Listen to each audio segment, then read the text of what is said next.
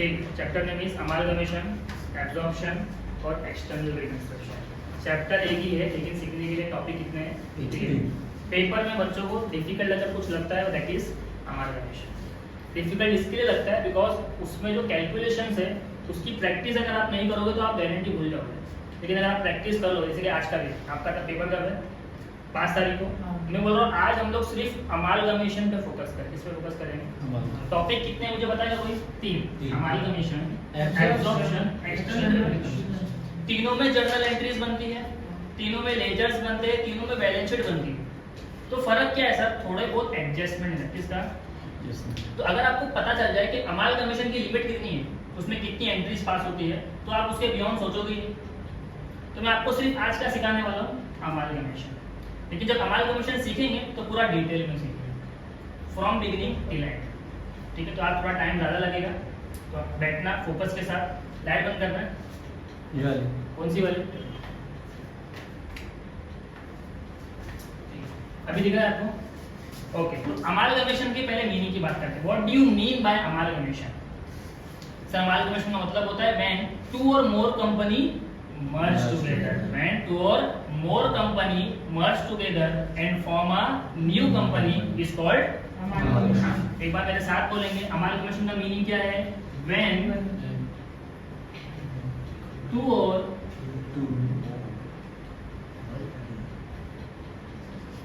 more company merge and form a new company is called amalgamation. क्या धीरे धीरे remind हो रहा है मीनिंग? अमालगमेशन का मतलब जब 2 कंपनी आपस में मिलती है और एक न्यू कंपनी फॉर्म करती है, उसे क्या कहते हैं? अमालगमेशन। इसका एक बहुत ही फेमस एग्जांपल जो मैं हमेशा देता हूँ that is hero Honda and Maruti Suzuki. बहुत फेमस, जब अमालगमेशन हुआ था तो बहुत फेमस हुए थे कि हाँ हीरो होंडा तो अलग कंपनी थी बाइक की, आपस में मर्ज हो जाती है और कंपनी क्या बना रही? Hero Honda, right. तो हमको यहाँ पे एक एग्जांपल भी देखने को मिल रहा है अमालगमेशन का कि सर मैं बात करूँ हीरो होंडा की, तो हीरो और होंडा पहले एक इंडिविजुअल कंपनी थी, बाद में वो दोनों ने डिसाइड किया हम अमालगमेट हो जाते हैं और एक कंपनी एक नाम से चलाते हैं दैट इज हीरो होंडा। तो अमालगमेशन के केस में 2 वेंडर कंपनी होती है। कितनी कंपनी होती है सर? एक हीरो और एक ये ओल्ड कंपनी है, जिसे हम कहते हैं वेंडर कंपनी। क्या कहते हैं? तो ये भी वेंडर है और ये भी वेंडर है। वेंडर 1 और वेंडर 2 आपस में मिलते हैं और एक न्यू कंपनी बनाते हैं that is your purchasing company. That is your purchasing company. क्या बात समझ में आ रही है? एग्जांपल समझ में आया? तो अमालगमेशन के केस में जब क्वेश्चन आपको देगा तो बैलेंस शीट में 2 वेंडर्स होंगे। कितने वेंडर्स होंगे? और नीचे लिखा होगा कि भाई ये दोनों आपस में मर्ज हो रहे हैं और एक न्यू कंपनी बना रहे दैट इज हीरो होंडा। तो समझ जाना अमालगमेशन आ गया। समझ में आ गई बात? ठीक है, थोड़ा सा आगे बढ़ते हैं। ऑब्जेक्टिव्स क्या है? मैंने कुछ ऑब्जेक्टिव्स आपको पढ़ाया था इसके रिलेटेड। एक तो पहले तो अमालगमेशन क्या होता है? जहाँ पे 2 और 2 से ज्यादा कंपनी मिलते हैं उसे कहते हैं लिक्विडेशन। क्या कहते हैं? तो अगर कोई आपसे पूछे कि there is how many liquidation in amalgamation, that is how many liquidation in amalgamation, answer is 2 or more। 2 or more यानी अगर मैं पूछूं कि भाई हीरो होंडा ही क्यों, क्या इसके साथ और कोई कंपनी साथ में मिल सकती थी? Answer is yes. 3 कंपनी मिलके भी एक न्यू कंपनी स्टार्ट कर सकती है। ठीक है, तो कितने लिक्विडेशन किए जाते हैं अमालगमेशन के अंदर? 2 और more। लेकिन अगर मैं बात करूं फॉर्मेशन की कि 2 लोग 3 लोग मिलके कन्वर्ट कितने में हो रहा है? ओनली 1। तो फॉर्मेशन कितना होगा इसका? 1। तो ये अमालगमेशन के ऑब्जेक्टिव्स है कि अमालगमेशन के अंदर 2 और 2 से ज्यादा मर्ज हो सकते हैं लेकिन फॉर्म कितना होगा? सिर्फ 1 होगा। क्या आपको ये बात समझ में आई? तो अगर आपने इसी तरह फोकस किया नेक्स्ट 1 घंटा 1.5 घंटा आपका अमालगमेशन पूरा करेगा। मैं एक ही शब्द में आपको सब सिखाने वाला हूँ। ठीक है, ओके, इतना समझ में आया? अब बात करते हैं सर चैप्टर में क्या करना है, that is accounting treatment. That is अगर मैं बात करूं अकाउंटिंग ट्रीटमेंट की,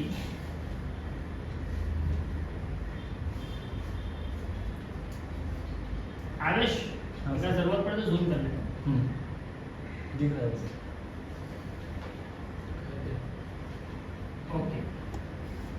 अकाउंटिंग ट्रीटमेंट, तो याद रखना हमको दो लोगों की बुक में अकाउंटिंग ट्रीटमेंट सीखना है, एक हमारे वेंडर्स और दूसरे परचेजिंग कंपनी। ठीक है, हमें वेंडर की बुक सीखनी है इन दी बुक्स ऑफ वेंडर, या फिर क्वेश्चन आपको बोलेगा इन दी बुक्स ऑफ परचेजिंग कंपनी।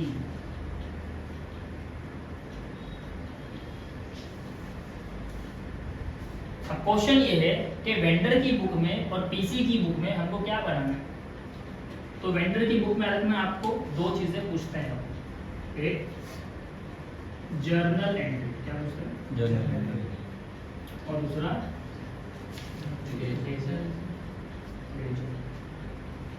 अगर मैं बात करूं परचेजिंग कंपनी की, तो यहाँ पे पूछता है आपसे जर्नल एंट्री और साथ में क्या पूछता है balance sheet of new company, balance sheet of new. मतलब इससे प्रूफ क्या हो रहा है कि सर न्यू कंपनी का लेजर नहीं बनाया जाता है और ओल्ड कंपनी की बैलेंस शीट नहीं बनाई जाती।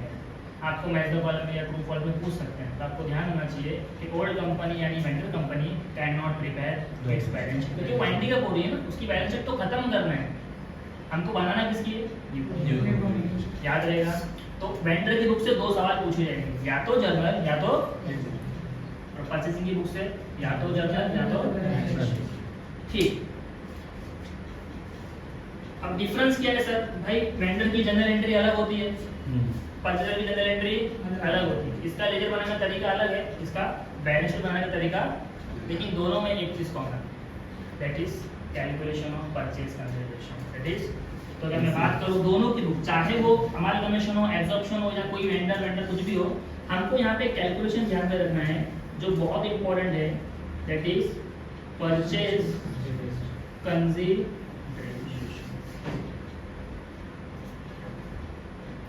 What is purchase consideration? It's the amount which paid by purchasing company to the vendor company. What is PC? PC is an amount which paid by purchasing company and received by vendor company. समझ में आ रहा है? नाजिया सिर्फ तू अकेले बोल, What is PC? Sharma रही क्यों? शर्मा रही क्यों तू? पेट भरा है? अरे खाने तो नहीं बुलाया। What is PC? अगले वीडियो में बोलेंगे। ओके ओके, चलो फोकस करो, समझ में आया? ठीक है, आ जाओ वापस मुद्दे पे।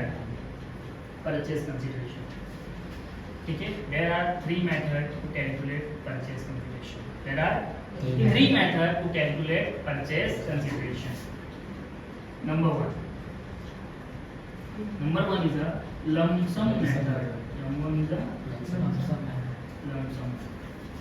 Number two is a net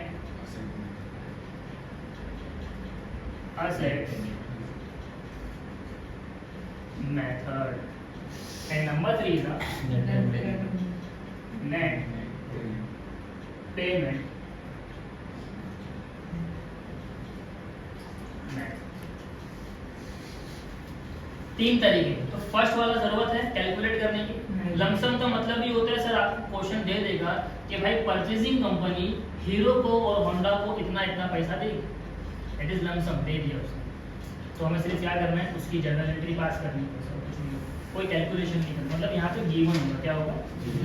लेकिन नेट एसेट मेथड में हमको यहाँ पे कैलकुलेशन करना है और नेट पेमेंट भी क्या करना है, कैलकुलेशन। ठीक है, तो जब से मैंने अमालगमेशन देखा है या पुराने पास क्वेश्चन को मैंने रिमाइंड किया है, लमसम मेथड सिर्फ एक बार आया हुआ है, एक बार आया हुआ है। उसमें भी बच्चों ने क्या किया था, कैलकुलेट करके आया था, क्योंकि हैबिट नहीं, उससे पहले कभी पूछा नहीं था कि सर दिया होगा तो पहचाने भी कैसे। उसने दिया था बट थोड़ा कैलकुलेशन था। लेकिन फेमस क्या पता आपको, नेट एसेट्स फेमस है। कौन से कंसेप्ट की बात कर रहा हूँ पता है, अमालगमेशन के अंदर नेट एसेट्स पूछा जाता है। लेकिन अगर एब्जॉर्प्शन की बात करूं या ईआर की बात करूं, हम लोग वहां पे क्या यूज करते हैं आपको, नेट पेमेंट। बट अमालगमेशन में भी आ सकता है, तो मैं आपको पहले से ही पूरा सिखाऊं, क्लियर है।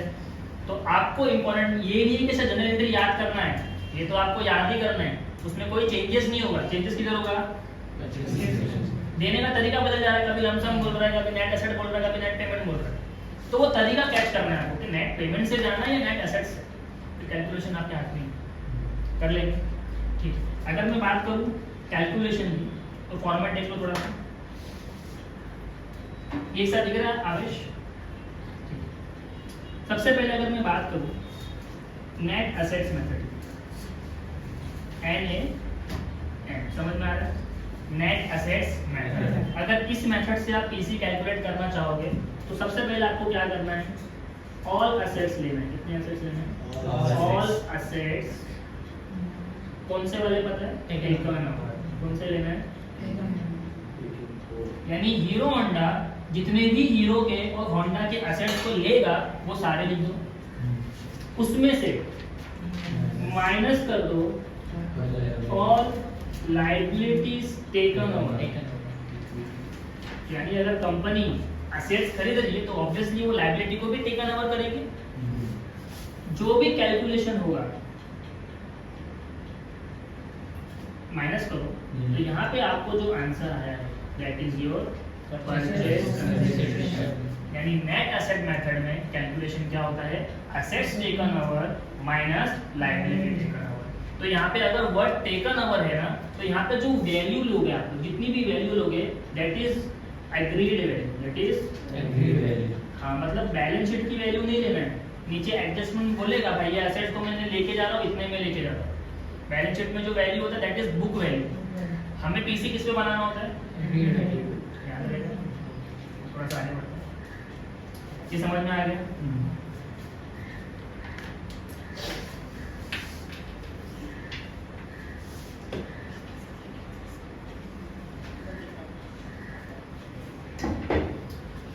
Okay, number B that is net payment method.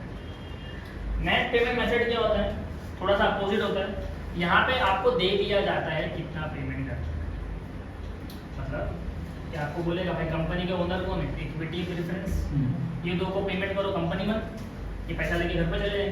तो क्वेश्चन आपको जब बोल देगा इक्विटी को इतना पैसा दो और प्रेफरेंस को इतना पैसा दो, मतलब वो किसकी बात कर रहा है, नेट पेमेंट। तो यहाँ पे आपको क्या कैलकुलेट करना है, आपको टेबल बनाना है छोटा सा, इसमें आपको पहले लिखना है पेमेंट टू, क्या लिखना है, पेमेंट टू। हम पेमेंट किसको करने वाले हैं, ऑब्वियसली वेंडर कंपनी को, payment to vendor. Sir vendor company में होता कौन है, पेमेंट किसको रिसीव होने वाला है, इक्विटी शेयर को, इक्विटी शेयर होल्डर को,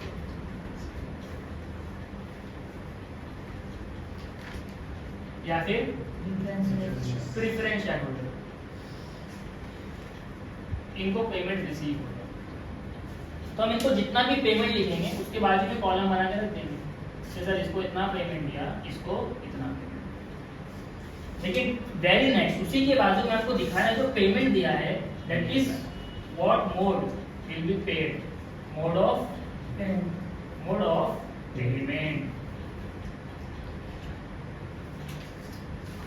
हम लोग भी आजकल यूज करते हैं मोड ऑफ पेमेंट, गूगल पे, फोन पे, कैश, टाइम, जो भी होता है कि भाई पैसे नहीं कुछ और ले ले, चीज़ ले ले। तो ये भी क्या करता है, इक्विटी हमेशा कैश रिसीव नहीं करता है। हीरो होंडा क्या बोलता है, भाई तुम लोग को मैं जितना भी पीसी निकल रहा है ना उसमें मैं कैश भी दूंगा, इक्विटी भी दूंगा, प्रेफरेंस भी दूंगा, चलेगा क्या। तो मोड ऑफ पेमेंट मल्टीपल होते हैं, तो ध्यान में ये रखना है कि इक्विटी को क्या देने का बोला है, कैश देने का बोला है तो मोड ऑफ पेमेंट में क्या आ जाएगा, इक्विटी देने का बोला है तो इक्विटी के बदले इक्विटी भी मिलता है, इक्विटी के बदले प्रेफरेंस भी मिलता है। बस आपको यहाँ पे रीजन लिखना है, पहले लिखो किसको मिलने वाला है, पेमेंट टू वेंडर कंपनी, कितना मिलने वाला है, कैसे मिलने वाला है। तो यहाँ पे आंसर आएगा, अगर हमने उसको इक्विटी दिया तो हम लिखेंगे इक्विटी इन परचेजिंग कंपनी, क्या लिखेंगे, इक्विटी इन परचेजिंग कंपनी, मतलब वेंडर कंपनी को इक्विटी दे रहे, किसका, परचेजिंग कंपनी। समझ में आ गया, वेंडर को वेंडर का इक्विटी थोड़ी देंगे, वो तो रिसीवर है, तो कौन सा इक्विटी देंगे उसको, परचेजिंग। सेम अगर प्रेफरेंस शेयर देने की बात किया तो preference share in purchasing company, अगर कैश देने की बात किया तो फिर टोटल कर लेना जो भी हमने दिया है, that is your purchase consideration. लेकिन नेट पेमेंट मेथड में हम लोग यहाँ पे रुकते हैं, हम क्या करते पता है, हम हमारे पीसी को क्या करते हैं, सेट ऑफ किससे करते हैं, नेट एसेट्स से। हम ये टेबल फिर से बनाते हैं, क्या करते हैं, देखो हम क्या करेंगे, सर पीसी तो मिल गया, अब यहाँ पे हमें कैलकुलेशन करेंगे, calculation of goodwill and capital reserve. Goodwill and capital, sir ये कैसे मिलता है, कुछ नहीं करना, ये जो नेट एसेट किया था ना सेम यहाँ पे फॉलो करो। सबसे पहले क्या लिखो, all assets taken over, all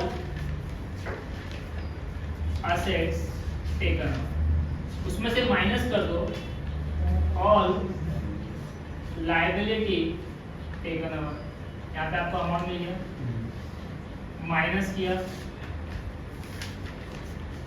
ये जो अमाउंट आया है इसे कहते हैं नेट असेट्स। क्या कहते हैं, नेट असेट्स में से हम क्या माइनस करेंगे, पीसी, परचेज कंसिडरेशन। तो जो भी आपको बैलेंस आया है वो या तो नेगेटिव में होगा या तो अगर नेगेटिव में हुआ तो वो क्या बनेगा, कैपिटल रिजर्व। क्या बनेगा, और अगर पॉजिटिव हुआ तो वो क्या बनेगा, तो नेट पेमेंट मेथड में पीसी निकालने के बाद क्या निकाला जाता है, गुडविल और कैपिटल रिजर्व। याद रहेगा पक्का, ये हर सम में करना पड़ेगा, ये हर सम्स में नहीं करना पड़ेगा, क्यों और कैसे मैं आपको सम्स में बताऊंगा। लेकिन याद रखना इनको ढूंढना तो है, कभी कभी हम डायरेक्ट ढूंढ लेंगे, कभी कभी मैं ये बनाऊंगा, याद रहेगा। ठीक, कैसे आगे देखेंगे, लेकिन ये कंप्लीट याद हो गया। इससे ज्यादा हमारे कमीशन में सोचने और समझने की जरूरत नहीं है, डिफिकल्ट है क्या। सबसे पहला मीनिंग की बात करूँ तो meaning is when two or more company merge together and form a new company, it's called okay. अगर मैं एग्जांपल दूं तो मैंने एग्जांपल आपको दिया हीरो होंडा का, हीरो भी वेंडर, होंडा भी वेंडर, दोनों जो बना दैट इज परचेजिंग कंपनी। ये अमालगमेशन के अंदर कितने लिक्विडेशंस हो सकते हैं, 2 और मोर, लेकिन फॉर्मेशन कितनी हो सकते हैं, 1 हो सकते हैं। अगर मैं अकाउंटिंग ट्रीटमेंट की बात करूं तो कितनी बुक्स है हमारे पास पढ़ने के लिए, एक वेंडर की बुक, अनदर इज ये वेंडर की बुक में क्या प्रिपेयर करने बोल सकता है, जर्नल एंट्री और लेजर बोल सकता है। और अगर मैं बात करूं परचेजिंग कंपनी की तो क्या बोल सकता है, ओके। तो ये तो बात हो गई कॉमन की, जो इनके बीच में डिफरेंस हो रही, डिफरेंस की किसका का जर्नल अलग उसका जर्नल अलग, लेकिन कॉमन क्या है इनके बीच में, calculation of purchase consideration. There are how many types to calculate PC, actual में 2 टाइप है, देखो लमसम है, ओके। लमसम के बाद क्या है, नेट एसेट्स में क्या फार्मूला है, सारे assets taken over minus is equal to purchase consideration, बराबर। नेट पेमेंट की बात करूं तो क्या फार्मूला है, पहले क्या लिखना है, पेमेंट टू वेंडर। क्या लिखना है, पेमेंट किया कैसे किया, पेमेंट टू वेंडर, पेमेंट किया कैसे किया। मोड ऑफ पेमेंट में इक्विटी दिया तो क्या लिखेंगे, इक्विटी शेयरिंग परचेज कंपनी। यहाँ पे दिखाना है न्यू कंपनी का शेयर है। क्या मैं कैश दे सकता हूँ, क्या मैं प्रेफरेंस दे सकता हूँ, मतलब अगर मैं पूछूं आपसे कि अगर मुझे पीसी देना है तो मेरे पास कितने मोड्स ऑफ पेमेंट है, सम टाइम 4 भी होता है, डिवेंचर्स भी देते हैं, क्या देते हैं, डिवेंचर्स। तो हम पीसी को डिस्चार्ज कैसा करेंगे, या तो इक्विटी के नाम पे, या प्रेफरेंस के नाम पे, या कैश के नाम पे, या डिवेंचर के नाम पे, या मल्टीपल मिक्सअप होगा। 1 लाख का पेमेंट है, 50 इक्विटी दिया, 50 कैश दे दिया। ये क्वेश्चन आपको लिख के देगा। अच्छी बात ये कि आपको यहाँ पे कैश से पेमेंट करना है या इक्विटी से पेमेंट करना है, बस हमको क्या करना है, कैलकुलेशन करना है। समझ में आ गई बात, ठीक है। तो मैं यहाँ पे लिख के दे देता हूँ कि आपके डिस्चार्ज ऑफ पीसी के तरीके कितने हैं, डिस्चार्ज ऑफ पीसी। पेपर में शॉर्ट नोट आता है, डिस्चार्ज ऑफ पीसी क्या होता है, लिख क्या नहीं करते कैसा। डिस्चार्ज का मतलब होता है पैसे को पे करना, जो कौन करता है, purchasing company to vendor company. कैसे करता है वो थोड़ा एक्सप्लेन कर देने का। सर वो हो सकता है इक्विटी शेयर दे दे, इक्विटी शेयर देके डिस्चार्ज कर देगा पीसी को, प्रेफरेंस शेयर देके भी कर सकता है, डिवेंचर्स देके भी कर सकता है, और कैश देके। टॉपिक है ये, बुक मत खोलो, बुक मत खोलो, तुम लोगों को पहले कुछ नहीं आ रहा, बुक में मैंने पहले लिखाया था, पहले पढ़ने के लिए। मैं फिर से मेहनत कर रहा हूँ, तुम लोग के लिए करो, फोकस कर। अगर तुमको नींद आ रही है तो उसका कुछ इलाज नहीं मेरे पास, ठीक है। लाफा मार देगा, अरे मैं नहीं मारता हूँ। जो सोया खोया। और जो खोया वो सो रहा है। अमालगमेशन, एब्जॉर्प्शन को भूल जाओ, एक्सटर्नल रिकंस्ट्रक्शन को भूल जाओ। समझो पेपर में कल अमालगमेशन आने वाला है, ये उसका टॉपिक क्लियर है। आगे बढ़ते हैं। अब इंपॉर्टेंट क्या है, पीसी तो हर सम्स में कैलकुलेट करके सीखना है कुछ ना कुछ न्यू पॉइंट। लेकिन अगर जो चीज कॉमन है, सर जनरल एंट्री कभी बदलेगी नहीं। अगर वेंडर की बुक बनाने बोलूं तो यहाँ पे जो जर्नल में पढ़ा होगा वही जनरल हर सम्स में बनेंगे। वेंडर की बुक कोई भी हो, फिर चाहे एब्जॉर्प्शन की हो, चाहे अमालगमेशन की हो, चाहे ईआर की हो, आज मैं जो जनरल दूंगा वो सिर्फ अमालगमेशन की दूंगा। किसकी दूंगा? तो क्या सर इसके बाद अमालगमेशन एब्जॉर्प्शन में रिपीट भी होगी? वो एंट्री होगी, लेकिन कुछ एडिशन होके होगी। समझा? यानी एंट्री बढ़ जाएगी, कुछ कैलकुलेशन बढ़ जाएंगे, एडजस्टमेंट बढ़ जाएंगे, लेकिन ये जनरल एंट्री अगले दोनों में काम आने वाली। कौन किसकी बुक में? ठीक है, देखते हैं फटाफट वेंडर की बुक की जनरल एंट्रीज क्या होती है। मैं आपको बोल रहा हूँ जिसकी जर्नल एंट्री रेडी उसका लेजर रेडी, जिसकी जर्नल एंट्री रेडी उसका मतलब मैं आपको जैसे ही ये कराऊंगा, ये मैं आपको कॉपी करवाने वाला हूँ पढ़ाने वाला में। कैसे बोलते हैं फटाफट, किसके बेस पे? अगर मैं बात करूँ परचेसिंग कंपनी की, अगर जनरल एंट्री बनाने बोला तो बहुत अच्छी बात है, उसी के बेस पे आपका क्या रेडी होने वाला है? मतलब जर्नल के बेस पे पूरी बैलेंस शीट बन जाएगी 8 बन। लेकिन क्वेश्चन में सिर्फ बैलेंस शीट पूछा तो भी हम रफली जर्नल बनाएंगे, बिकॉज हम उस पर डिपेंड हो रहे हैं। मतलब हम लोग हर सब्जेक्ट में क्या बनाएंगे, और पेपर अगर 15 मार्क के लिए पूछेगा तो बैलेंस शीट क्या पूछेगा? समझ में आ गया? पक्का? ठीक, स्टार्ट करते हैं। मैं यहाँ से स्टार्ट कर रहा हूँ। Journal entry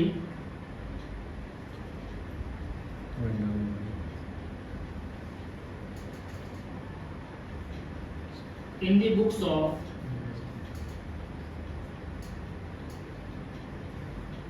vendor. चलो थोड़ा सा प्रैक्टिकल होकर सोचो कि जर्नल एंट्री मतलब यहाँ पे कुछ ट्रांजैक्शन होने वाला है और यहाँ पे अमालगमेशन चल रहा है। अमालगमेशन का प्रोसेस आया है, भाई वेंडर कंपनी की बुक प्रिपेयर कर। क्या आया? तो सबसे पहला हम लोग वेंडर है। कौन है? मैं हीरो, तुम लोग हीरोइन बोलो। कौन है? हीरोइन या ये फीमेल है तू? ओके, मैं हीरो, तुम लोग पॉइंट। मतलब हम लोग वेंडर कंपनी से हम लोग किसके पास जा रहे हैं अपने आप को बेचने को? हीरो। तो बोला भाई तुम्हारी बुक प्रिपेयर करके दो। इसका मतलब ये होता है तुम अपनी दुकान खाली करो। इसका मतलब क्या होता है? वहाँ पे हीरो होंडा आने वाला है ना, तो हीरो तू भी निकल और होंडा तो हम लोग सबसे पहले क्या करेंगे, अपने सामान को शिफ्ट करेंगे। क्या करेंगे? एंट्री स्टार्ट होती है ट्रांसफर। कहाँ से स्टार्ट होती है? सर शिफ्ट करने का मतलब शिफ्ट कहाँ से होगा? कोई लोकेशन से दूसरी लोकेशन, किसी लोकेशन से दूसरी लोकेशन। सर हमारी लोकेशन क्या है? हमारी दुकान कौन सी है? Balance sheet. मतलब जब हम लोग वेंडर कंपनी की बुक सॉल्व कर रहे होंगे, हमारी पूरी नजर किस पे होना चाहिए? Balance sheet. किस पे होना चाहिए?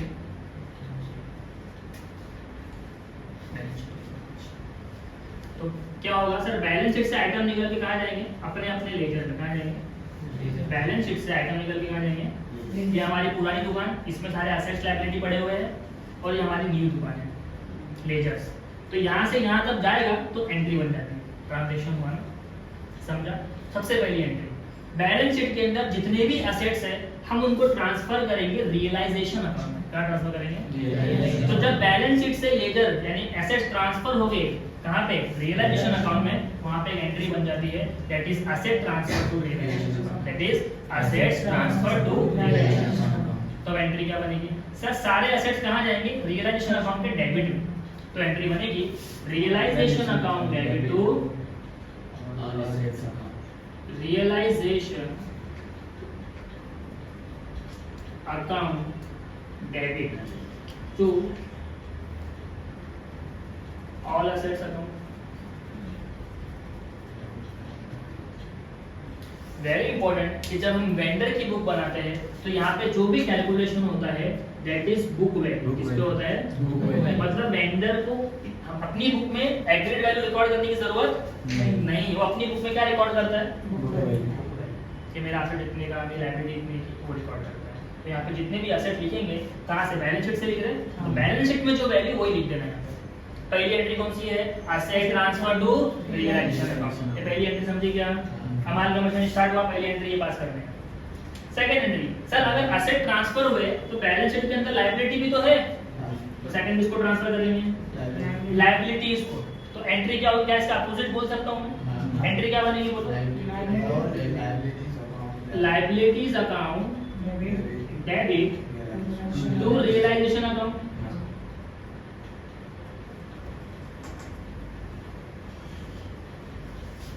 दो एंट्री होगी। अब तो आप चिल एकदम एंजॉय, मजा आ रहा पहले मैच पे। ये दो एंट्री हो गई। बैलेंस शीट मतलब कि दुकान में से दो आइटम चले गए, एसेट पे चला गया, लायबिलिटी। तीसरी चीज सर यहाँ पे ओनर के पैसे होते हैं, कैपिटल रखा होता है। ओनर मतलब कौन, इक्विटी शेयर, इक्विटी शेयर। मैं प्रेफरेंस को ओनर क्यों बोल ताकि याद हो जाए, एक्चुअली ओनर वो, एक्चुअल ओनर कौन होता है, इक्विटी, लेकिन पेमेंट दोनों को करना पड़ता है। तो अगर मैं बात करूँ इक्विटी की, इक्विटी को पेमेंट करना है सर, तो हम उसको पेमेंट की बात नहीं चल रही, यहाँ पे हम क्या कर रहे हैं, शिफ्ट कर रहे हैं, क्या कर रहे हैं, हम उसके कैपिटल को उसके अकाउंट में ट्रांसफर करेंगे, यानी equity capital transfer to equity share holder है, तो वो लायबिलिटी ना, उसका जो कैपिटल है वो लायबिलिटी साइड में, तो अगर लायबिलिटी डेबिट है तो उसका कैपिटल भी क्या होगा, डेबिट। कैपिटल क्या बनेगी, equity share capital account debit to, कहाँ चला गया ये, equity share holder, equity share holder के account.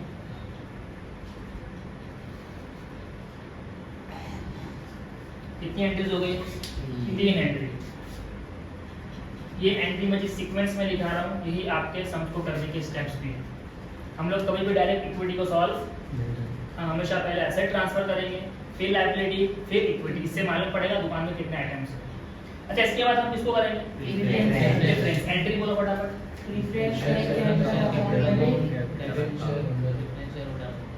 Preference share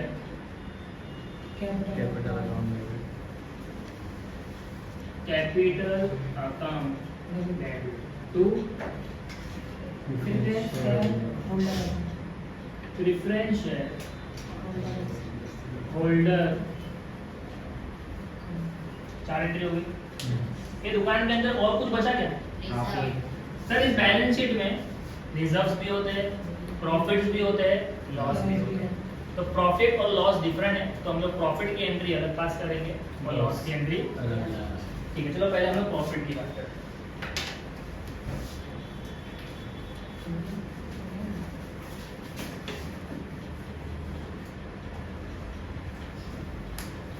entry number 5, ये ब्लू मार्कर से दिख रहा है वीडियो में। एंट्री नंबर 5, बैलेंस शीट के अंदर क्या दिया हुआ है, प्रॉफिट एंड रिजर्व। एक प्रॉफिट या रिजर्व अगर मैं ट्रांसफर करने बोलूँ आप, तो एंट्री क्या पास होगी, सर प्रॉफिट रिजर्व होते किधर है, लायबिलिटी साइड कहाँ पे होते हैं, तो लायबिलिटी को हमने कहा रखा हमेशा डेबिट में, तो इसको भी कहा रखेंगे डेबिट। तो एंट्री क्या बनेगी, profit and reserve account debit to, ये किसको मिलता है, ओनर को मिलता है, इक्विटी शेयर होल्डर। ठीक है, ट्राई करो बोलने का, बहुत अच्छी बात है। किसने बोला था, गलत बोलोगे, गलती करोगे तो ज्यादा अच्छे से याद रहता है। ये कहाँ ट्रांसफर करेंगे, प्रॉफिट रिजर्व को equity share holder.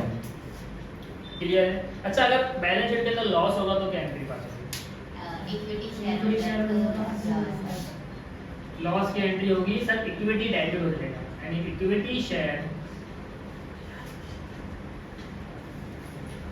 Holder account debit to profit and loss account. Entry होगी। क्या क्या कर रहा है इंग्लिश में, हमारे क्वेश्चन में अच्छे से आता है, देखो कंसेप्ट क्लियर है, तेरे लिए ही पढ़ा रहा हूँ, समझ लो कोई भी नहीं है। ठीक है, इसमें भी फीमेल लिख के आएगा, नहीं आता तो ठीक था। 6 कितनी एंट्री हो गई, 6 के 6 मैंने एंट्री कहाँ से पास की हूँ, अभी मैं एडजस्टमेंट में गया भी नहीं। यस बेटा वो पीछे बैठी है, उसको वैसे ही नहीं दिख रहा, कुछ डिसाइड किया जाए अपन, अपना फोकस किधर होना चाहिए। ठीक है, यहाँ पे फोकस करो। बैलेंस शीट के अंदर से 6 एंट्री बनती है, दिमाग में बिठा लेना। जब हमारा कमीशन करोगे कितनी एंट्री बनती है? 6 एंट्री। पहली एंट्री असेट्स ट्रांसफर, दूसरी एंट्री लायबिलिटी ट्रांसफर, फिर capital transfer, then preferential capital transfer, profit and reserve transfer, loss transfer. अब अगर बैलेंस शीट में प्रॉफिट और लॉस है ही नहीं तो टेंशन लेके ये तो खुशी की बात है, 2 एंट्री कम होगी। समझ में आ गया? बस तुमको सीक्वेंस याद रखना है कि ये चीजें हो सकती है। अब आगे बढ़ते सर, बैलेंस शीट खत्म, उसमें और कुछ भी। तो अब एडजस्टमेंट में क्या वेंडर के लिए कोई चीजें होती है? सबसे पहली चीज यही होती है कि भाई वो मेरे को पीसी मांगता है। क्या मांगता है? वो बोलता है मेरी पीसी की डेट ड्यू हो गई। क्या हुई है? यानी वो एंट्री पास करेगा पीसी ड्यू। मैं यहाँ पे हेडिंग लिखा के दे रहा हूँ। Entry number 7 is PC due. PC मतलब परचेज कंसिडरेशन इज ड्यू। उसने बोला भाई मेरी दुकान खाली हो गई है, ला पैसा दे। समझा? तो पैसा कैसा देगा वो?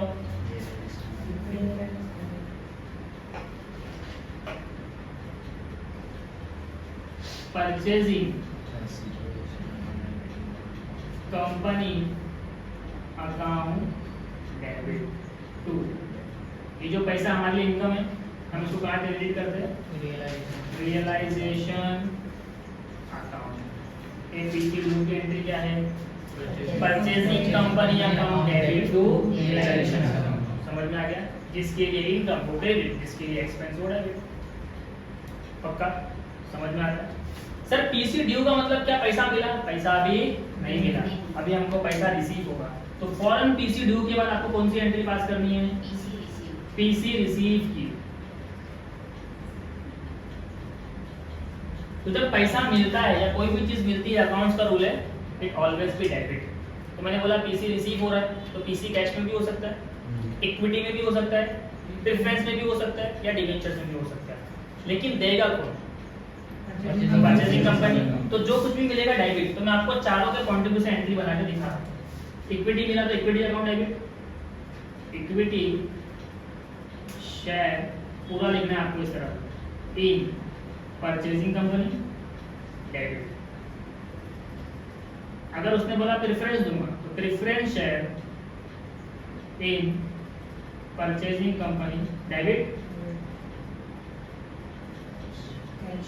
कैश अकाउंट डेबिट, या तो किससे मिलेगा? Purchasing company. एंट्री में जरा भी वर्डिंग का प्रॉब्लम आया, तुम लोग का लेजर टैली नहीं होगा। मैंने बोला मैं जब लेजर कराऊंगा तो किसके वजह से कराऊंगा? तो अगर यहाँ पे परचेजिंग कंपनी लिखा है तो यहाँ पे आपको परचेजिंग कंपनी का नाम लिखना है। समझ में आ गया? यानी हीरो होंडा। क्या कहना होगा? ठीक। कितनी एंट्री होगी? 8 एंट्री। 6 एंट्री बैलेंस शीट से, दुकान खत्म, हमने बोला भाई पैसा दे, तो पहले उसको रिमाइंड करा ड्यू पे कि भाई इतना पैसा तेरे को देना है। उसने बोला मैं ऐसा ऐसा दूंगा, रिसीव हो गया। क्या हो गया? अब ये सब होने के टाइम कुछ खर्चे होते हैं। क्या होते हैं? दैट इज रियलाइजेशन एक्सपेंस या डिसोल्यूशन एक्सपेंस। क्या बोलेंगे उसको?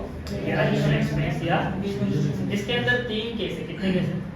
मैं सिर्फ वो पढ़ा रहा हूँ जो वेंडर के रिलेटेड है, जिसकी एंट्री लिखना है, बाकी इग्नोर करना है। तो पहली एंट्री, अगर रियलाइजेशन एक्सपेंस होता है, कोई भी खर्चा, टेम्पो वाले का खर्चा, कलर लगाने का खर्चा, जो भी खर्चे छोटे मोटे होते हैं, वो खर्चा अगर हम पे करेंगे तो हम उसकी एंट्री पास करेंगे। यानी realisation expense paid by vendor company. Question बोलेगा कि भाई वेंडर कंपनी पेड करेगी, तो हम लोग किसकी बुक में? वेंडर की बुक में, तो वो एंट्री हम रिकॉर्ड करेंगे। तो टॉपिक 9 इज रियलाइजेशन एक्सपेंस या फिर डिसोल्यूशन एक्सपेंस या फिर कॉस्ट ऑफ कलेक्शन एक्सपेंस। 3 नाम से बोला जाता है। Realisation expense, dissolution expense, cost of collection expense. ठीक है? ओके, इसको क्या करना है? पेड करना है। कौन पेड कर रहा है? पेड बाय वेंडर कंपनी, यानी हम। अगर हम पैसा लेते हैं तो हमने कहाँ लिखा? अभी दिखाया मैंने, डेबिट। लेकिन जब हम किसी चीज को पे करेंगे तो पैसा कहाँ चला जाएगा? क्रेडिट में। तो किसके पास जा रहा है? सर वो पैसा जो है हमारे लिए एक्सपेंस है, और हमारा एक्सपेंस कहाँ शो होता है पता है आपको? एक ही अकाउंट है हमारे पास जहाँ पे हम इनकम सब लिख देते हैं। रियलाइजेशन अकाउंट डेबिट, पैसा गया क्रेडिट। रियलाइजेशन अकाउंट डेबिट, पैसा गया क्रेडिट। ठीक है, अब मैं इसी के ऑप्शन में और लिखिए एक वर्ड लिख रहा हूं, परचेजिंग कंपनी। अब तुम लोग वेंडर को भूल जाओ, resolution expense paid by purchasing company. क्या मैं एंट्री पास करूंगा? क्यों सर? क्योंकि हम वेंडर की जर्नल प्रिपेयर कर रहे हैं, जब हम परचेजिंग की करेंगे तब उसकी बुक में एंट्री रिकॉर्ड करेंगे। समझ ला? पक्का? तो क्लियर होना चाहिए, वेंडर पे कर रहा है तो ये एंट्री, नहीं पे कर रहा है तो नो एंट्री। लेकिन एक तीसरा केस है जो बहुत इंपॉर्टेंट है, that is realisation expense paid by vendor company and reimbursed by purchasing company। क्या मतलब हुआ कि भाई फिलहाल तो वेंडर कंपनी ही दे रहा है, लेकिन एक्चुअल में कौन पेमेंट करने वाला है उसका? हाँ, मतलब वो बोल रहा है अभी तू दे दे, बाद में मैं तेरे को लौटा दूंगा, रीइंबर्स कर दूंगा। तो इस केस में हम दो एंट्री पास करेंगे। पहली एंट्री पैसा देंगे, दूसरी एंट्री उससे पैसा लेंगे, रीइंबर्स भी करना है, तो दो एंट्री आपको पास करना है। ठीक है, पहली एंट्री में क्या करने वाले हैं हम लोग? पेमेंट करेंगे। तो पेमेंट करेंगे तो नॉर्मल एंट्री होती है। हमने पेमेंट की एंट्री क्या सीखा है? Realisation account debit to bank. But हम लोग अभी रियलाइजेशन अकाउंट नहीं लिखेंगे, हम लोग यहाँ पे परचेजिंग कंपनी का नाम लिखेंगे कि भाई किसकी वजह से कर रहे हैं। रीजन मिल गया?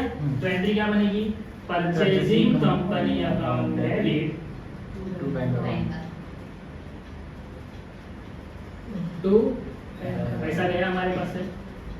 उसने बोला मैं आपको रीइंबर्स करूंगा, तो पैसा वापस भी आ रहा है। अब बैंक अकाउंट डेबिट हो जाएगा। बैंक अकाउंट डेबिट किसके पास से आ रहा है? कोई डिफिकल्टी? क्या पहले ऐसा पढ़ते तो याद रहता? अच्छे से याद रहता, हमारे कमीशन कर लेते हैं, आज भी कर सकते हैं। हाँ हाँ मत बोलो, इसके लिए पढ़ा रहा हूँ। ठीक है, तो मालूम है कर लिया। Expense paid by vendor company and reimbursed by purchasing company. क्या एंट्री पास होगी? होगी, अमालगमेशन में होगी। सर क्या एंट्री पास होगी? Purchasing company account debit to bank account, bank account debit to purchasing company. जो पैसा दिया था वो पैसा रीइंबर्स कर दिया। अब थोड़ा और सोचो, सर अमालगमेशन चल रहा है, दुकान खाली हो चुकी है, पीसी की बात हो चुकी है, पीसी ड्यू और पीसी रिसीव भी हो चुका है। हमने क्या किया? जो एक्सपेंस था टेम्पो वाले का वो भी पे कर दिया। क्या यहाँ पे और कोई एंट्री आ सकती है वेंडर की बुक में?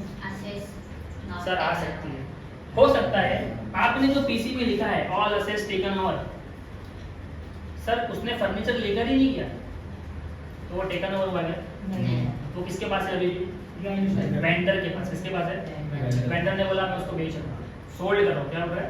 तो अमालगमेशन के अंदर अदर कंसेप्ट में, यानी बहुत एक्स्ट्रा अगर आएगा तो ये आएगा, सोल्ड करो सर, असेट्स को बेचो, जो लेके नहीं गया तो हम लोग बेचेंगे उसको। बहुत अदर की बात कर रहा हूँ, ये यहाँ पे हमारा टॉपिक खत्म हो चुका है। अमालगमेशन के अंदर अदर एंट्रीज क्या आ जाएगी? असेट सोल्ड देते हैं, असेट सोल्ड की एंट्री देखते चलो। असेट सोल्ड, अब मुझे बताओ असेट्स बेचोगे तो पैसा आएगा, बराबर? तब खुश हो रहा है तुझे, पैसा आ रहा है बैंक अकाउंट डेबिट। ये बोलो ना, पैसा आ रहा है बैंक अकाउंट डेबिट। क्या जा रहा है?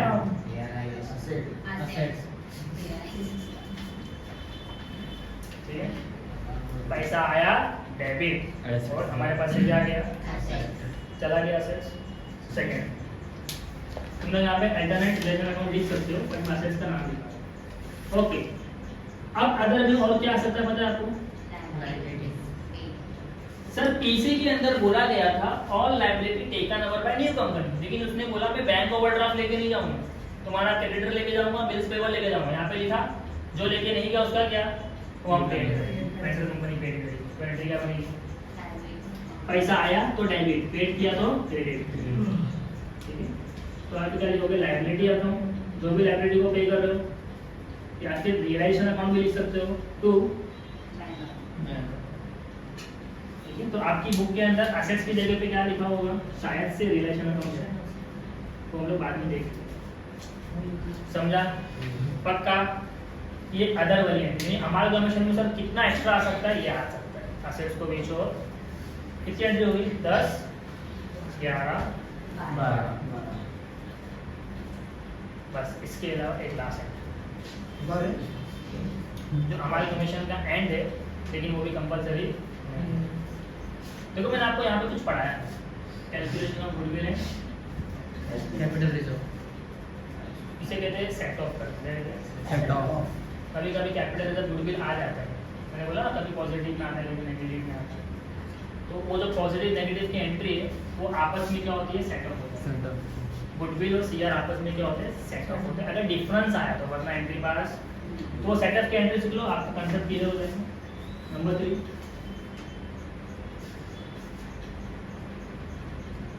यहाँ पे आ रहा है आरएस, हाँ set of goodwill and capital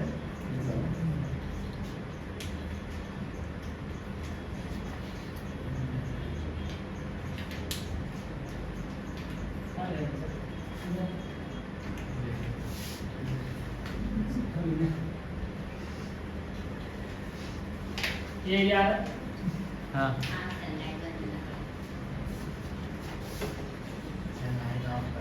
light of करना है। तुम लोग की आवाज से ज़्यादा लाइट ऑफ करेंगे सो जाएंगे, फिर भी मैं कर रहा हूँ। याद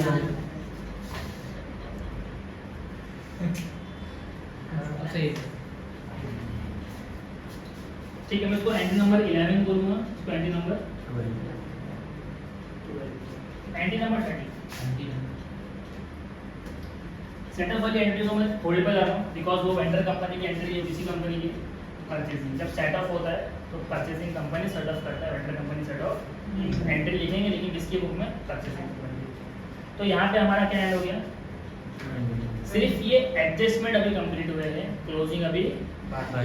यानी आपको याद रखना है कि क्लोजिंग की एंट्रीज भी होती है, क्लोजिंग की एंट्रीज।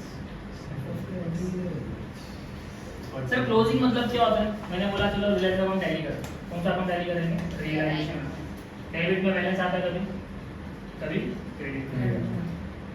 रिलेशन अकाउंट के डेबिट साइड में बैलेंस आया उसे कहते हैं प्रॉफिट। क्या कहते हैं, वो प्रॉफिट किसको मिलता है, इक्विटी को। किसको मिलता है, इक्विटी।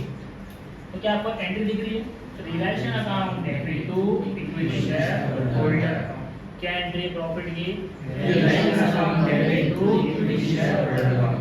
यानी मैंने क्लोजिंग किया, सब कुछ मेरा एडजस्टमेंट सॉल्व हो गया, फटाफट फटाफट टैली किया और मेरे को प्रॉफिट मिला। Entry is profit on realisation. तो बताओ एंट्री क्या बनेगी, हफ्ता बोल बेटा, realisation account debit to equity share holder account. Very good. Realisation account debit to, हाँ इसको इनाम दो, इक्विटी शेयर होल्डर। क्या मैं इक्विटी शेयर होल्डर इसको बोल सकता हूँ, पक्का? क्या तुम लोग पेपर में शॉर्ट फॉर्म लिख सकते हैं, नहीं। कौन बोला, फुल कॉमेडी चाल रही, ठीक है। इक्विटी शेयर होल्डर लिख सकते हैं, लेकिन पूरा लिख लेना, शॉर्ट फॉर्म नहीं लिख सकते। ये प्रॉफिट हुआ तो ये एंट्री, क्या हमेशा प्रॉफिट होगा, सर कभी कभी हो सकता है लॉस भी हो। यानी आपको एंट्री और याद करनी पड़ेगी, that is loss on realisation account. क्या एंट्री बनेगी, समझ के किया या आपने इसको उल्टा किया, उल्टा किया तो बोलते हैं एक दिन बचा है, जो कर सकते करो। Equity share holder account debit to realisation. समझ में आ रहा है, पक्का? कितनी एंट्री हो गई है, एंट्री हेडिंग इज 30 और ये 40। एक लास्ट एंट्री दूसरा लिखा दूं, एक मैंने बोला लेजर बना रहे, कितने लेजर बनते हैं, रियलाइजेशन अकाउंट, इक्विटी शेयर और नेम अकाउंट। कभी कभी प्रेफरेंस शेयर भी होता है तो उसका अकाउंट भी आप लोग बनाते हैं। मैं बात कर रहा हूँ इक्विटी की बात कर रहा हूँ। इक्विटी को जब टैली करेंगे, टैली इक्विटी को जब टैली करते हैं तो यहाँ पे एक बैलेंस आता है। वो बैलेंस मतलब क्या होता है, जो भी बैलेंस आया है वो पैसा हमने उसको पे किया है एज अ वो पैसा हो सकता है मैंने कैश में दिया, हो सकता है मैंने इक्विटी के नाम पे दिया, जो भी दिया हो मैं यहाँ पे लिखता हूँ कि भाई इतना पैसा को देना है, कैश देना है, इक्विटी देना है। और ये जो बैलेंस आता है कहाँ ट्रांसफर होता है पता है आपको? New company. कहाँ पे जाता है? और न्यू कंपनी हमेशा टैली होता है, न्यू कंपनी हमेशा टैली होती है। इक्विटी का जो बैलेंस आया है उसकी तो एंट्री बनेगी ना, ये इक्विटी शेयर होल्डर, ये उसका डेबिट साइड।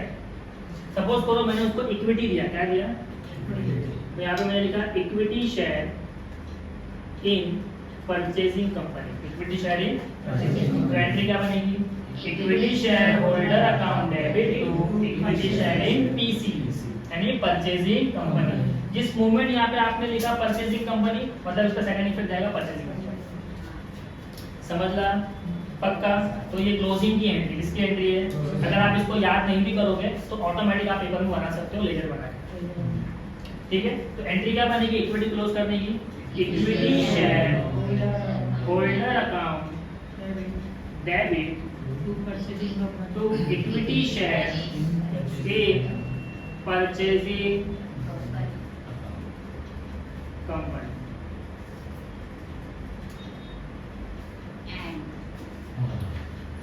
ठीक है, मतलब मैंने आपको अभी सिर्फ क्या पढ़ाया है? Journal entry in the book of vendor. Sir आज ये भी पढ़ेंगे। टोटल क्लोजिंग की एंट्री कितनी है? टोटल क्लोजिंग की एंट्री कितनी है? लिख दे।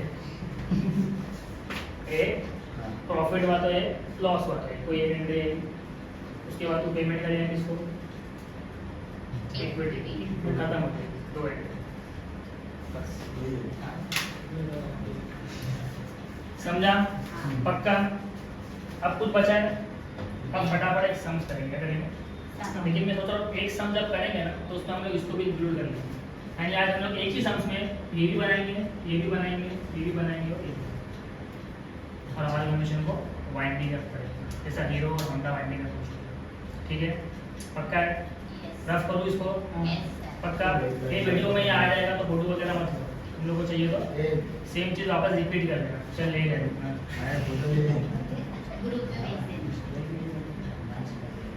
इसको मैं रफ कर सकता हूँ, उसके नीचे कंटिन्यू करूँ क्या? परचेसिंग कंपनी की एंट्री क्या तुम लोग मिक्स कर लेंगे? नहीं, रफ कर दो, अलग करो। ठीक है, ये एंट्री याद रहेगी। कितने स्टेप्स है बताओ पहले? 15। ये स्टेप्स भी है, जनरल एंट्री भी है। अगर मैं बोलूँ पहला स्टेप्स क्या है? एसेट ट्रांसफर टू, फटाफट बोलो। सेकंड स्टेप्स क्या है? Number 3 number 4 number 5 number 6 number 5 profit and reserve, profit and loss, and number 6 is loss. Balance sheet में होगा ना पीएनएल एसेट साइड पे लिखा होता है। उसके अलावा पीसी रिसीव, उसके बाद next paid by vendor company या पेड बाय परचेजिंग कंपनी या paid by vendor reimbursed by purchasing company. Entry समझ में आ गई? उसके बाद नेक्स्ट क्या था? अदर में क्या हो सकता है? एसेट्स को बेचने बोलेगा, लायबिलिटी को पे। उसके बाद हम क्या कर देंगे? क्लोजिंग। क्लोजिंग में पहला क्या क्लोज होगा? रियलाइजेशन, जिसमें प्रॉफिट भी हो सकता है और उसके बाद हम इसको क्लोज करेंगे equity share. Equity share close होगा, जो भी बैलेंस आएगा उसकी एंट्री पास करो और लास्ट में न्यू कंपनी क्या हो जाता है? प्रॉफिट एंड लॉस को सबमिट पोस्ट में जो मैंडेटरी है वो यहाँ 10 तक है या ये जो profit and loss है। मैंडेटरी तो सिर्फ बैलेंस शीट वाली 6 है, दुकान के अंदर जो आएगा। हो सकता है डिसोल्यूशन एक्सपेंस के बारे में क्वेश्चन है, कुछ नहीं होगा। सर इसकी एंट्री पास नो एंट्री। जो क्लोजिंग की एंट्री है ना प्रॉफिट एंड लॉस की, वो अदर में देगा तो क्लोजिंग करने का या सबमिट करने का? बेटा टैली तो देखो बाय डिफॉल्ट करना है, वो अदर में नहीं है। अच्छा मैंने सिर्फ यहाँ पे कैटेगरी डाला है कि एक्स्ट्रा क्या आता है। अगर ये नहीं है तो क्लोजिंग तो करना ही है। ठीक है, very important question from TY become ऐसा क्लोजिंग की एंट्री कंपलसरी है। ठीक है, और होता है, ऐसा होता है, नहीं पढ़ता। ठीक है, इसको मैं रफ कर रहा हूँ तब तक।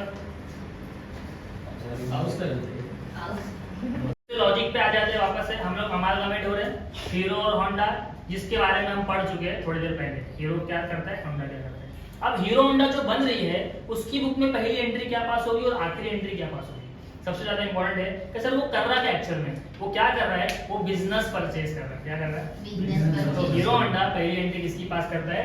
बिजनेस परचेज की। पहली एंट्री किसकी होती है? बिजनेस परचेज की। एंट्री क्या होगी सर? अगर बिजनेस को परचेज कर रहा है तो परचेज तो डेबिट में लिखा जाएगा, तो एंट्री क्या बनेगी? Business purchase account debit. Business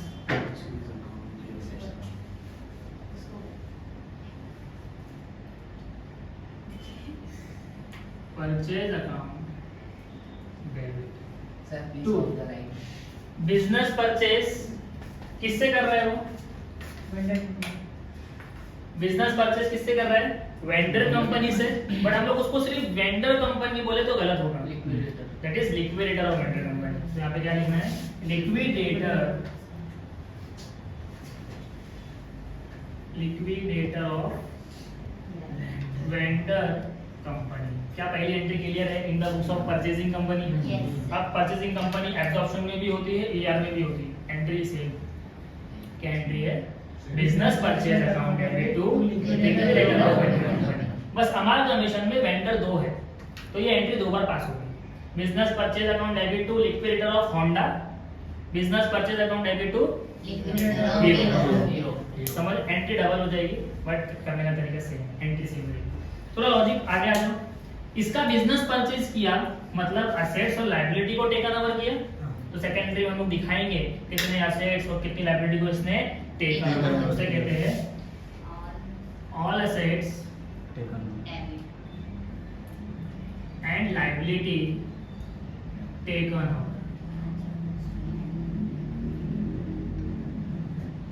तो असेट्स को हमेशा डेबिट में लिखा जाता है और लायबिलिटी को। तो आपको क्या लिखना है? एग्जांपल दे रहा हूँ। फॉर एग्जांपल कंप्यूटर लिया उसने, तो computer account debit, plant and machinery debit, goodwill debit, goodwill land and building account debit. फिर यहाँ पे लायबिलिटी, सन्ड्री क्रेडिटर,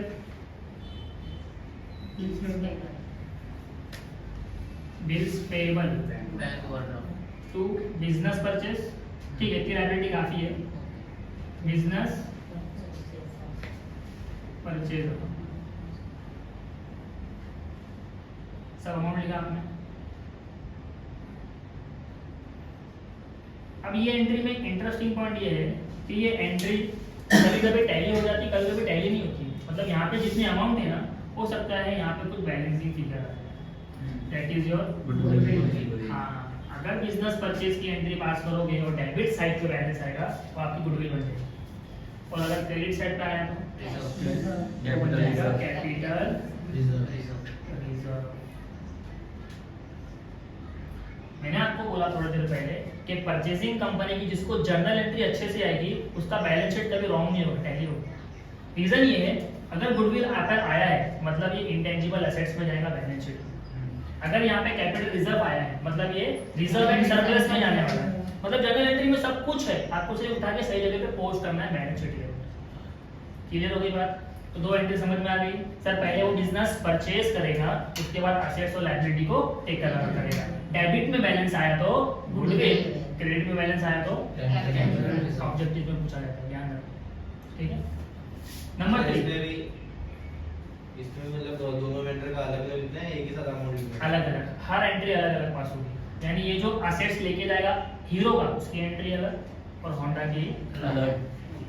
ठीक है, मैं चाहता हूँ कंफ्यूजन ना हो। जब हम लोग बैलेंस शीट में आइटम ट्रांसफर करेंगे तो दोनों का अलग अलग करेंगे ताकि क्लियर हो। ठीक है, उसका भी आसान तरीका बताऊंगा, लेकिन एंट्री अलग अलग पास करना मार्क्स मिलता है। माने बड़ा 3 एंट्री है और सम्स खत्म, तो वो 6 एंट्री एक्चुअल में, 2 इसकी, 2 इसकी और 2 पेमेंट की। समझा? सम छोटा हो जाएगा लेकिन एंट्री डबल हो जाएगी। क्लियर? ओके, चलो आ जाओ वापस लॉजिक के ऊपर। बिजनेस परचेज किया, सारा उठा के लेके आ गया सामान। आपको क्या बोलेगा? भाई अब तेरी पीसी लेके जाओ। मतलब ये पीसी डिस्चार्ज करता है, वो पीसी रिसीव करता है। ये पीसी डिस्चार्ज करता है, वो पीसी तो ये डिस्चार्ज करेगा। तो पीसी डिस्चार्ज की एंट्री क्या होती है? देखो अभी हम लोग कौन है पता है? हम लोग है परचेजिंग कंपनी। हम जब पीसी डिस्चार्ज करते हैं तो हम लोग के पास से जा रहा जा है रहा है। और वो रिसीव कर रहा था उसके पास आ रहा रहा था, था। तो उसने जो जो डेबिट किया था हम वो क्रेडिट Credit करेंगे। करेंगे। और किसका नाम लिखेंगे?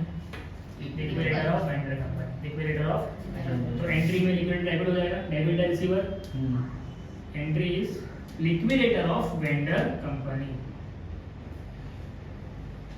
Liquidator of vendor company account debit. अब वो क्या दे सकता है? इक्विटी शेयर कैपिटल तो लिखना है, equity share capital in purchasing company. अगर उसने प्रेफरेंस दिया तो preference share purchasing company capital in purchasing company. Cash क्या तो हम क्या दे देंगे उसको? तो अगर हीरो की एंट्री पास की तो ऐसी एक एंट्री होंडा की पास। समझ में आ रही बात? पक्का? कितनी एंट्री हो गई? 3 एंट्री। परचेजिंग कंपनी की बुक इजी होती है, दुआ करो कि परचेजिंग कंपनी की बुक आए और बैलेंस शीट भी आ जाए, तो इसी के बस पे क्या बन जाता है? Balance sheet. और वेंडर की उससे भी इजी होती है। दुआ कंफ्यूज हो जाएगी, दुआ मत करो, जो भी आएगा पढ़ के जाना, ठीक है? चलो एंट्री नंबर 4 पे जाते हैं, वापस लॉजिक पे आ जाओ। देखो इसमें बोला मैं सारे एसेट्स लेके जा रहा हूँ, सारी लायबिलिटी लेके जा रहा हूँ, तुमको पेमेंट भी कर रहा हूँ, किसको? इक्विटी को और प्रेफरेंस। वो बोलेगा भाई हमारी बैलेंस शीट में डिवेंचर्स भी है, तू बाहर वालों को पेमेंट कर रहा है, क्रेडिटर्स को, छोटे मोटे लायबिलिटी, बड़ी लायबिलिटी को, जो हमारी खास बीच की मेहमान है ऐसे डिवेंचर, उसको तो पेमेंट कर। तो बोलेगा ठीक है, अभी मैंने पीसी डिस्चार्ज किया ना, अभी मैं डिवेंचर को डिस्चार्ज करूँ, इसको करेगा। तो आपकी अगली एंट्री क्या हो सकती है? Debenture discharge. तो डिवेंचर की लायबिलिटी होती है बट पेमेंट सेपरेट किया जाता है।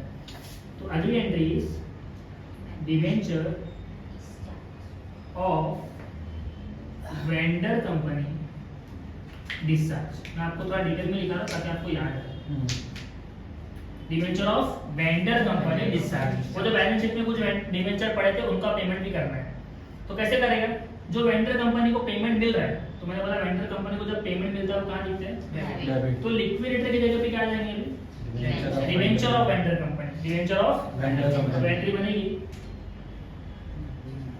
Debenture of vendor company account. Sir इनको क्या पेमेंट करेगा? ऐसी पेमेंट करेगा क्या? हाँ ऐसी कर सकता है, लेकिन अक्सर इनको पेमेंट किया जाता है पता है? डिवेंचर के बदले इनको डिवेंचर दिया जाता है, डिवेंचर के बदले इनको डिवेंचर। तरीके के debenture of purchasing company in in purchasing purchasing company. ये बात समझ में आ रही है?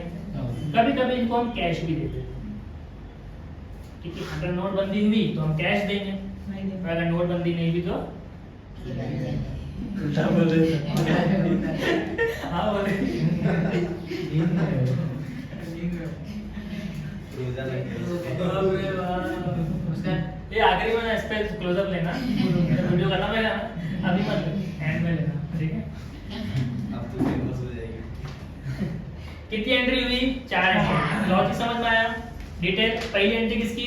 बिजनेस परचेज करेंगे, उसके बाद असेट्स लायबिलिटी को उठा के लेकर आएंगे, डेबिट में बैलेंस आया तो गुडविल, क्रेडिट में बैलेंस आया तो उसके बाद क्या करेंगे? डिस्चार्ज करेंगे डीसी को, हीरो के भी और होंडा के भी डीसी को। उसके बाद डिवेंचर को पेमेंट कैसे किया जाएगा? या तो डिवेंचर दे देंगे या तो कैश। चलेगा, पक्का आगे बढ़ो। एंटी नंबर ये जब से क्लास इसने अमाल कमीशन छोड़ा है ना, ये पूरा साल मेरे को अमाल कमीशन कब पढ़ाओगे? अमाल कमीशन कब पढ़ाओगे? अब पढ़ा रहा तो बोलता हो गया। देखो जिसको नहीं जम रहा है वो लीव करो, मैं ये बोल रहा हूँ। प्रैक्टिकल चीज ये होता है कि सर टाइम कम है, हमको एफईए भी अभी प्रैक्टिस करना है, हमको लिक्विडेटर का स्टेटमेंट भी प्रैक्टिस करना है, ऑब्जेक्टिव भी पढ़ना है, थ्योरी भी पढ़ना है। तो मैं तुम लोग से पूछ के आज लेक्चर लेगा कि तुम लोग प्रैक्टिस करोगे या मैं पढ़ाऊँ? तुम लोग ने बोला पढ़ाओ, तो मैं पढ़ा रहा हूँ, लेकिन टाइम क्यों लगा? बिकॉज बड़ा सेक्टर है, टाइम जाएगा। तो बैठो अभी कोई हो गया पूछेगा नहीं, जो पूछेगा हो गया तो उसका हम लोग कंप्लीट करा कर भेज देंगे। ओके ये वापस लॉजिक पे आता है। 4 एंट्री लॉजिक समझ में आ गया? हाँ। एकदम सीक्वेंस में। अब क्या होगा? अब ये यहाँ पे एक एक्स्ट्रा काम करता है जो ओल्ड कंपनी में वेंडर कंपनी में ये क्या करता है? इसके पास जितने भी रिजर्व होते हैं, स्टैट्यूटरी रिजर्व, इसको क्या करता है, ट्रांसफर करता है, कहाँ पे, इन अमालगमेशन एडजस्टमेंट रिजर्व। कहाँ पे ट्रांसफर करता है, तो हम लोग क्या करेंगे, जितने भी अमालगमेशन एडजस्टमेंट रिजर्व होते हैं वो आपको मैं एक साथ लिख के दे दूंगा। इस बार पहले मैंने लिख के नहीं दिया था, इस बार लिख के दूंगा। उनको ट्रांसफर क्या करना है, सॉरी, स्टैट्यूटरी रिजर्व को कहाँ ट्रांसफर करना है, अमालगमेशन रिजर्व। तो आपकी एंट्री क्या बनेगी, एंट्री नंबर 50, मैं यहाँ पे आईडी लिख के दे रहा हूँ, transfer of statutory reserve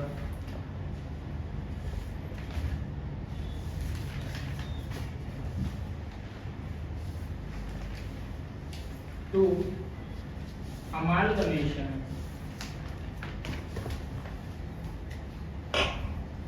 adjustment reserve, मतलब एक रिजर्व दूसरे रिजर्व में ट्रांसफर हो रहा है, ठीक है।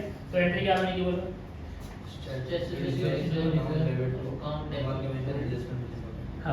Amalgamation adjustment reserve account debit to statutory reserve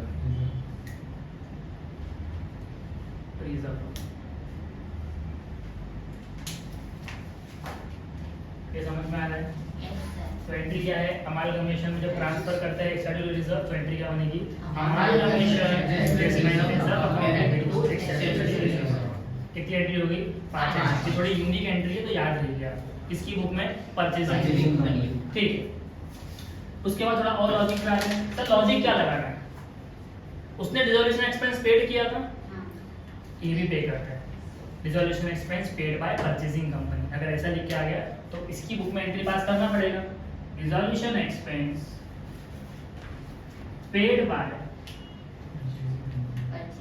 vendor, sorry my mistake, purchasing company.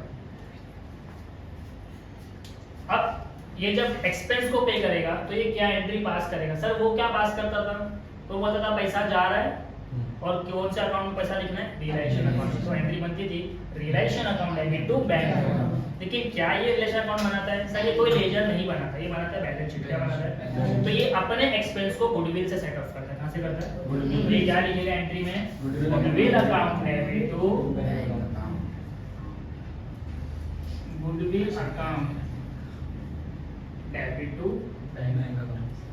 क्या ये एंट्री याद रहेगी, हाँ। अगर वो वाली एंट्री आ गई तो paid by purchasing vendor company and reimbursed by purchasing company, तो भी वो एंट्री पास करेगा। वही दो एंट्री, बट उसके लिए क्या कोई इनकम की, इसके लिए वो एक्सपेंस। समझ लो, ओके।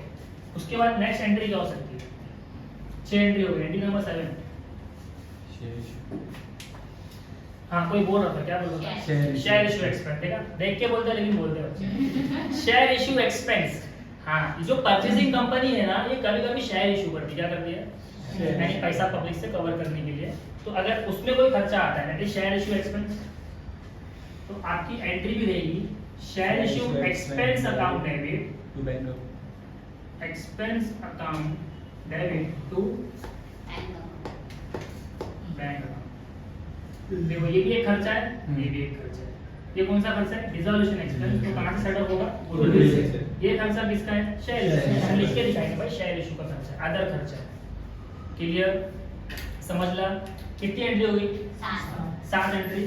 एक लास्ट एंट्री, बिकॉज यहाँ पे कोई क्लोजिंग नहीं होती, यहाँ पे लेजर ही नहीं बना तो क्लोजिंग किस बात की, यहाँ पे सीधा जनरल एंट्री और बैलेंस शीट। तो यहाँ पे क्या करना है, एक last entry, that is set of goodwill and capital reserve. हमको यहाँ पे देखो, यहाँ पे मिला है गुडविल, यहाँ पे कैपिटल रिजर्व, यानी नेट पेमेंट मैंने निकाला, मेरे को पीसी मिला, उसमें से मैंने सारे नेट एसेट को माइनस किया। तो अगर माइनस में आंसर आया तो गुडविल, सॉरी पॉजिटिव में आंसर आया तो गुडविल, नेगेटिव में आया तो। अब आपने पूछा था सर वो बार बार करना है क्या, अगर आपने जनरल एंट्री नहीं बनाया तो आपको चेक करना है। अगर आपने जनरल एंट्री बनाया तो यहाँ पे दिख रहा है ना, तो करने की जरूरत नहीं।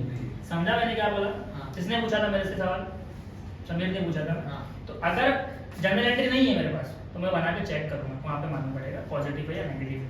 लेकिन जनरल एंट्री है मेरे पास पीसी, तो यहाँ पे दिख रहा है ना साफ, गुडविल की तरह और कैपिटल रिजर्व की तरह। अब आपकी इसकी एंट्री पास करोगे तो आपको सेटअप किससे करना है, हमेशा गुडविल से। क्या सेटअप होगा? Capital reserve. यहाँ पे आपकी एंट्री बताओ।